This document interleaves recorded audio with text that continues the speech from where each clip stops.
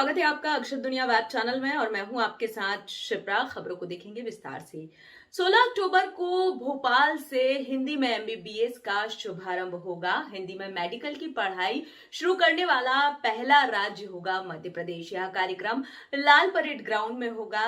कार्यक्रम की तैयारियों का जायजा लिया चिकित्सा शिक्षा मंत्री विश्वास सारंग ने। हमारे देश के यशस्वी प्रधानमंत्री नरेंद्र मोदी जी और हमारे मुख्यमंत्री शिवराज सिंह चौहान जी का सपना साकार हो रहा है। मध्य प्रदेश का चिकित्सा शिक्षा विभाग देश का नंबर 1 पर हम पहुंच रहे हैं, जो देश में पहली बार मेडिकल एजुकेशन की मेडिकल की पढ़ाई अब हिंदी में कराएंगे। और उसको लेकर विगत 6 महीने से जो हमने मेहनत की वो फलीभूत हो रही है। फर्स्ट ईयर की 3 किताबें, फिजियोलॉजी, एनाटॉमी और बायोकेमिस्ट्री, इन तीनों का हमने हिंदी रूपांतरण कर लिया है। किताबें बनकर तैयार हो गई हैं।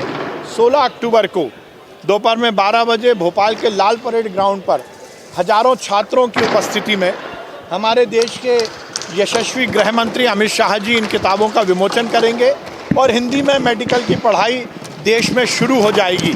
मध्य प्रदेश पहला राज्य बन रहा है।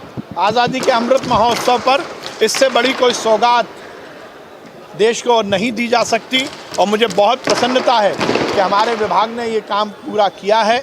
माननीय प्रधानमंत्री जी, माननीय मुख्यमंत्री जी के सपने को साकार किया। आज मैंने सभी वरिष्ठ अधिकारियों के साथ तैयारियों का जायज़ा लिया, क्योंकि हज़ारों की संख्या में छात्र आएंगे। पूरे प्रदेश में बहुत उत्साह है और देश के बाकी राज्यों से भी मुझे लगातार फ़ोन आ रहे हैं कि एक बड़ी पहल आपने की है, क्योंकि जो हिंदी भाषी छात्र हैं वो जब मेडिकल में एडमिशन लेते हैं नीट तो वो क्लियर कर लेते हैं, पर उन्हें बहुत दिक्कत आती है क्योंकि पूरी तरह से इंग्लिश में पढ़ाई होती है।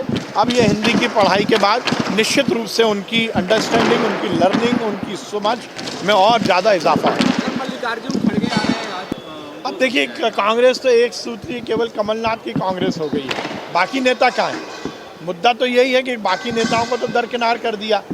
अब कांग्रेस कुछ भी करती रहे। कांग्रेस तो नगरीय निकाय में बुरी तरह हारी है। अपनी हार की खींच मिटाने के लिए इस तरह के सम्मेलन करने से कोई बहुत फ़ायदा नहीं है। अब ये तो कांग्रेस का अंदरूनी मामला है, परंतु ये जोरदार बात है कि अब गुट और गिरोह में बटी हुई पार्टी में सामने सब कुछ दिख रहा है। खड़गे जी कुछ कह रहे हैं, थरूर जी कुछ कह रहे हैं और राहुल भैया निकल पड़े हैं। तब कांग्रेस का तो बेड़ा गर्क हो ही चुका है। जो बचाव खुचा है वो खड़गे जी पूरा कर देंगे। इधर कांग्रेस के नगरीय निकाय सम्मेलन रविंद्र भवन में हो रहा है। इस कार्यक्रम का उद्देश्य निकाय चुनाव में हार जीत के कारणों पर मंथन और विधानसभा चुनाव की जिम्मेदारी दी जाएगी। इस मौके पर कांग्रेस के दिग्गज नेता जेपी अग्रवाल, कमलनाथ, सुरेश पचौरी सहित कई सारे नेता मौजूद रहे।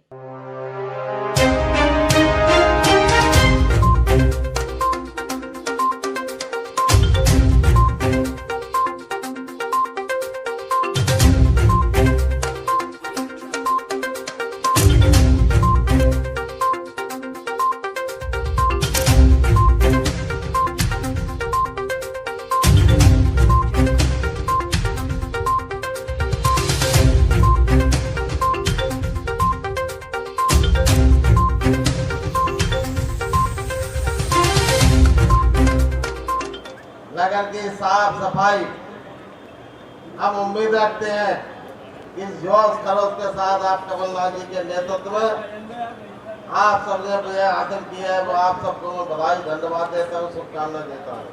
इसके साथ यह भी कहना चाहता हूँ, कम से कम जिस प्रकार का प्रदर्शन आपने नगरीय प्रशासन के चुनाव में हमारे नेता के मार्गदर्शन में किया है, आप लोग नगर का इस प्रकार का विकास करें, जनसेवा में लग जाए। हर वार्ड में चुनोगे पार्षद, हर वार्ड में जाएं, सप्ताह में एक बार देखें, सुख दुख में शामिल रहे।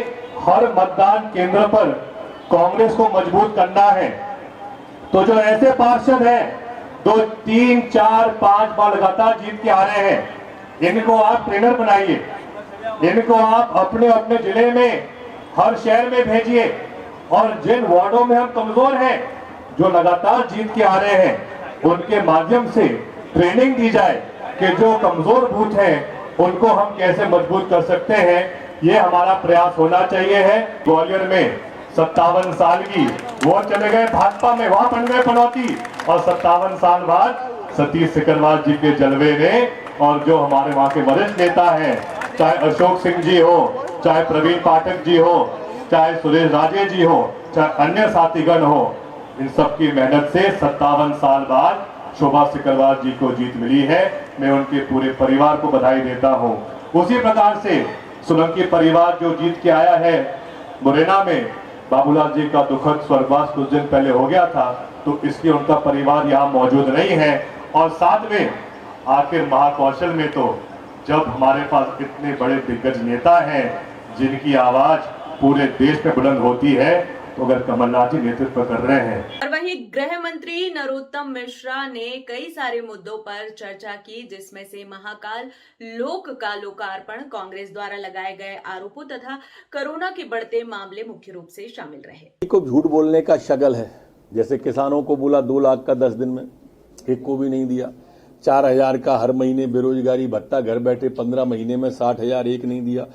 कम से कम कमलनाथ जी से प्रार्थना है, भगवान भोलेनाथ को, महाकाल को तो बख्श देते। अरे 2017 में इसको प्रस्ताव बनाया था, 1 साल में इसकी डीपीआर बन के आई थी, शिवराज सिंह जी मुख्यमंत्री थे। 2018 में इसका टेंडर लगा था, माननीय शिवराज सिंह जी मुख्यमंत्री थे। ये कहां से आ गए? इनके समय में तो ठंडे बस्ते में चला गया। जब 2020 में माननीय शिवराज सिंह जी पुनः आए, तब फिर इसको विस्तारित किया और 856 करोड़ रुपए का इसका प्रस्ताव बना। 351 करोड़ रुपए का ये प्रस्ताव फर्स्ट फेज का है, जो माननीय प्रधानमंत्री जी लोकार्पित करने आ रहे हैं, और सेकंड फेज का 310 करोड़ का दूसरा चरण इसका बनेगा।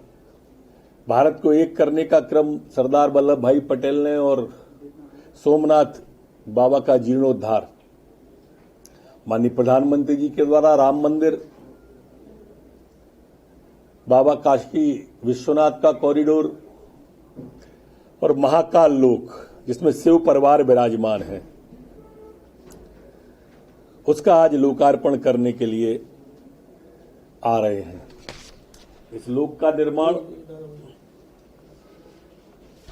भविष्य के 50 साल को ध्यान में रखकर बनाया गया है और विहंगमता दी गई है। यह संस्कृति और विकास का अद्भुत संगम है। और वहीं अखिल भारतीय राष्ट्रीय कांग्रेस के अध्यक्ष पद का चुनाव लड़ रहे मल्लिकार्जुन खड़गे राजधानी पहुंचे। यहां उन्होंने पत्रकारों से चर्चा की। तो बाहर निकलना अवश्य है, अपने बात को भी रखना अति आवश्यक है। तो इसलिए मैं अपने डेलीगेट से ये बात रखी कि हम चुन के आने के बाद कौन सी चीजों पर ज्यादा हम ध्यान देंगे। एक तो हमने कहा कि उदयपुर का जो डिक्लेरेशन है उसमें जो निर्णय लिए गए हैं, हम एक एक करके उसको लागू करने की कोशिश करेंगे और उसके लिए हम अपने जो एक वायदा है वो वायदा निभाने का पूरा काम करेंगे। बीजेपी सरकार, मोदी जी और शाह मिलके हमारे एमएलए की चोरी के वजह से कर्नाटक सरकार गई, मध्य प्रदेश सरकार गई, मणिपुर की गई, गोवा की गई, महाराष्ट्र का भी गिराया परसों उन्होंने। यानी एक तरफ कहते वो कांग्रेस को जनाधार नहीं, जनता का सपोर्ट नहीं, दूसरे तरफ सपोर्ट मिलने के बाद जो संविधान के तहत सरकार बने थे उनको किसने गिराया, कौन डकैत चोरी करके लेके गए मुझे मालूम नहीं।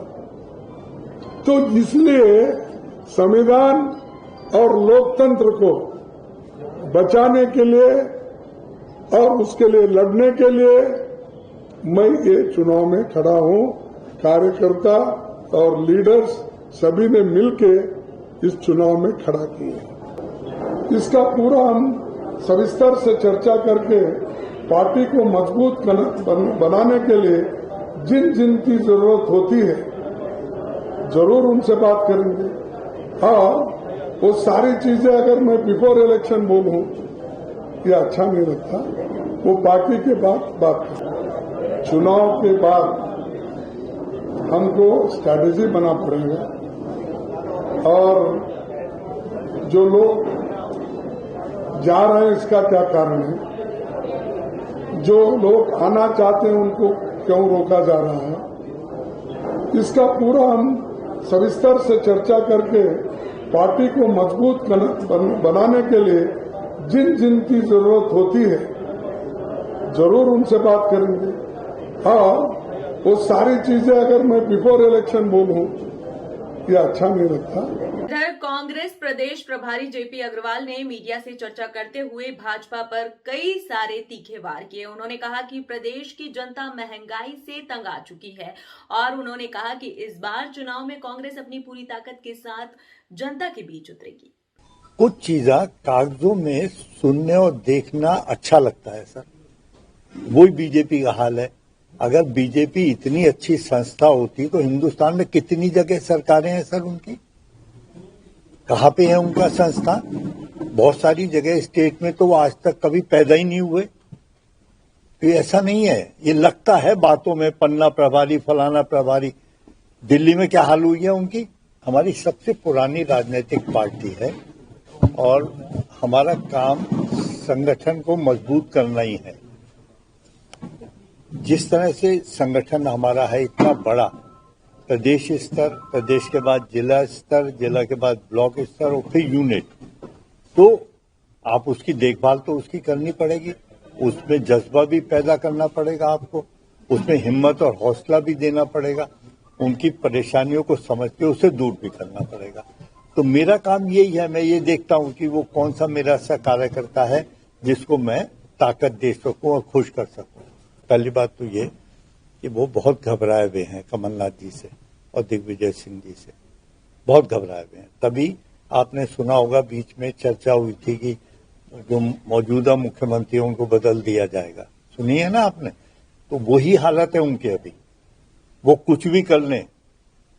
जब आपने प्रदेश की जनता को तंग किया है, लूट मचाई है, 85 घोटाले हुए हैं, कोई एक विषय बुनियादी तौर पर जो डेवलपमेंट से जुड़ता हो उस पे उन्होंने काम नहीं करा। क्या मुझे एजुकेशन पे कोई काम बता सकते हैं सर? क्या मुझे हेल्थ की स्कीम्स में कोई डेवलपमेंट बता सकते हैं सर? कोई सड़कों के जाल में कोई, आप जाके देख लें सर, अपनी यही भोपाल की हालत देख लें साहब सड़कों की, तो उनको मालूम है वो बहुत बुरी तरह फंसे हुए हैं। आप भोपाल से निकल के जो और जगह जाएंगे जरा हालत देखो अंदर जा जाके। तो घोटाले करने से किसी को 10% शेयर ज्यादा मिल जाएगा, मैं मानने को तैयार नहीं। हर आदमी का अपना काम करने का एक स्टाइल होता है, एक तरीका होता है। मेरा शुरू से यही तरीका रहा है, मेरी आदत है हाथ पकड़ने की। कैसे खुश करूं मैं? जो आदमी हमारी बुनियाद है, नींव है और नींव का पत्थर है, वहीं से हमारी इमारत बनी है, वो मजबूत रहेगी तो हम सब मजबूत रहेंगे। तो मेरा अपना तरीका है, मैं उसी पे काम करता हूँ। शिकवा शिकायतों का कुछ ऐसी जानकारी तो मिली होगी सर कि कहाँ कमी है पार्टी को मजबूत करने के लिए? कुछ आपको ऐसे सुझाव मिले होंगे क्योंकि आपके वरिष्ठ लोगों से आपकी मुलाकात हुई? कोई जरूरी नहीं है कि कहाँ कोई आदमी हमारा हार गया तो वो कमजोर हो गई जगह, ऐसा नहीं होता।